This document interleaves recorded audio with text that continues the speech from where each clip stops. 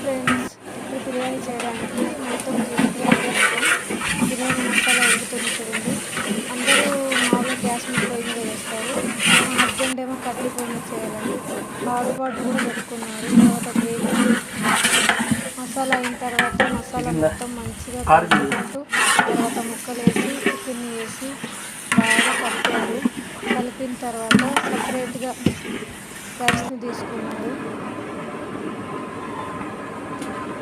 ఆ రైస్ని నానబెట్టేసి తర్వాత గ్యాస్ మీద రైస్ పెట్టి కొంచెం లైట్గా ఉడికేలా పెట్టుకొని తర్వాత దాన్ని గిన్నెలో వేసుకొని నీళ్ళంతా పోయిన తర్వాత ఇలా ముక్కలు ఉడికేలా మళ్ళీ తీసి పోసి బాగా కలుపుతూ ఉన్నారు.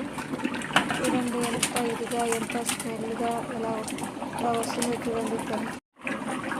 తర్వాత గ్రేవీ బాగా ఉడికింది కదా ఫ్రెండ్స్, చూడండి ఎలా ఉడికిందో. ఇలా గ్రేవీ చాలా స్మెల్లీగా అనిపిస్తుంది, నాకైతే చాలా స్మెల్ వస్తుంది. ఇప్పుడే తినాలనిపిస్తుంది. తర్వాత ఆ రైస్ని దీంట్లో వేసిన తర్వాత చూడండి ఎలా కలిపేసి దాని మీద కొంచెం హాట్ వాటర్ కూడా సైడ్లో వేసారనమాట తను. తర్వాత మొత్తం దాని మీద నిప్పులు వేసి ఇలా చేస్తూ అదంతా తర్వాత